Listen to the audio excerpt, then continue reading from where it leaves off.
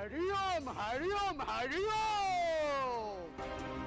तो दोस्तों स्वागत करता हूँ फिर से एक नई वीडियो में। तो जैसा कि आप अभी देख रहे होंगे मनी मिराज को, जी हाँ दोस्तों, इसे कौन नहीं जानता, ये मुजफ्फरपुर बिहार के रहने वाले हैं। तो आज इसी की कॉमेडी पर बात करेंगे, जो नया कॉमेडी आने वाले हैं, जिसका ट्रेलर कर रिलीज किया गया था।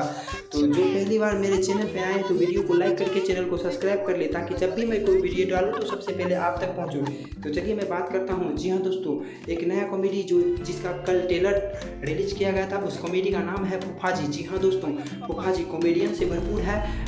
वीडियो को देखने से बहुत मज़ा आने वाला है, तो आप लोग जरूर देखिएगा।